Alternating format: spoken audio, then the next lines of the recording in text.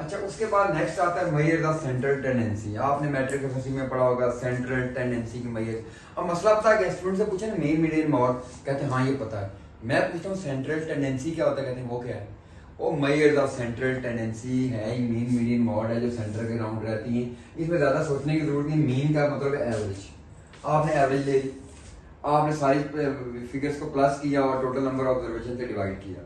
Median क्या है, दरमियान वाला नंबर। अच्छा, याद रखें डाटा को हमेशा असेंडिंग या डिसेंडिंग ऑर्डर में अरेंज करना है। ये एमसीक्यू भी आता है, स्टूडेंट जवाब गलत निकालते हैं। हमेशा जो भी डाटा है उसे असेंडिंग या डिसेंडिंग ऑर्डर में अरेंज करें, ये चीज दिमाग में बांध लें। मॉड का मतलब रिपीट। आपकी इंडस्ट्री में आपका 8 नंबर जूता एक नहीं बनता, हजारों लाखों बनते हैं। कॉलर साइज शर्ट का 15, 16, तो ये रिपीट हो रहा है। तो ये आपने देखना है डाटा में। अगर आप एवरेज निकालें मीन है, दरमियान वाला नंबर निकालें मीडियन है, और रिपीट वाला निकालें मॉड है। एडवांटेज क्या है, इजी टू कैलकुलेट है, एवरेज निकल आती है। डिसएडवांटेज इसमें एक है, ये एमसीक्यू भी आता है, आउटलायर का प्रॉब्लम।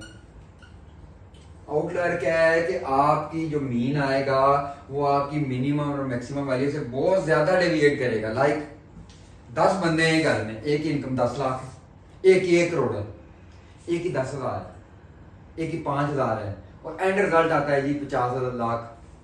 तो वो मिनिमम वैल्यू से भी दूर है, मैक्सिमम वैल्यू से भी दूर है। ये इसमें प्रॉब्लम आता है एवरेज में। मीन हम वैसे यूज करते हैं ब्लड प्रेशर लेने में, उसी में तो अलमिया आता है कि मीन ब्लड प्रेशर लिया आपने 10 बंदों का, एक बेचारे का शदीद आई और एक का लो। मीन नॉर्मल आया है, तो हम कहते हैं नॉर्मल है, तो 2 बंदे डिफरेंट भी हो सकते हैं, ये डेविएशन है। अब इस हाल के लिए साइंसदानों ने फरमाया कि मेजर डिस्पर्शन की बात की। देखिए हर चीज का सोल्यूशन होता है, स्टैट्स में हर चीज आगे जाती है, पहले पॉइंट से दूसरा पॉइंट आता है। तो मेजर डिस्पर्शन, डिस्पर्शन का मतलब डिस्पर्स करना। लाइक अब्दुल्ला साहब के पास 2 करोड़ रुपए हों, चाहे फाड़ के फेंक दें, चाहे 10 लाख सीआर को दे दें, चाहे तला को 50 लाख दे दें, ये इसकी मर्जी है ना, डिस्पर्स करना। अब डिस्पर्शन के मेजर के नाम याद रखने आपने, range, mean deviation, standard deviation. ये तो बहुत ही इंपॉर्टेंट है। अच्छा, इसमें देखें रेंज क्या है, वही है मैक्सिमम मिनिमम वैल्यू का डिफरेंस। रेंज को हम मीन डेविएशन से निकाल सकते हैं, स्टैंडर्ड डेविएशन से निकाल सकते हैं। आपकी बुक पे एक एग्जांपल है जिसमें उसने डायसिस्टोलिक ब्लड प्रेशर 10 बंदों का दिया है, उसने उसका मीन निकाला 81। ठीक, अब वो मीन तो 81 है, लेकिन आप अगर गौर फरमाएं तो वो 79 से 2 ज्यादा है, वो 95 से कम है, 10 बंदों की ऑब्जर्वेशन डिफरेंट है, मीन ये है। तो इसके लिए आप मीन डेविएशन निकालते हैं, एक तरफ एक्स है और एक तरफ एक्स बार है। एक्स में आप ऑब्जर्वेशन लिखेंगे, लाइक 79 थी, 81 थी, 95 थी, जो भी थी, इधर आप उसके सामने 81 जो भी आती है वो लिखेंगे, और मीन डेविएशन है, आप इन दोनों को माइनस कर दें, एक्स से एक्स बार माइनस कर दें। कोई -2 आएगा, कोई 0 आएगा, कोई 14 आएगा। अब एंड पे आप इनको प्लस माइनस करें तो आंसर 0 आएगा, 0 ही आएगा ना, कैंसिल कर दिए।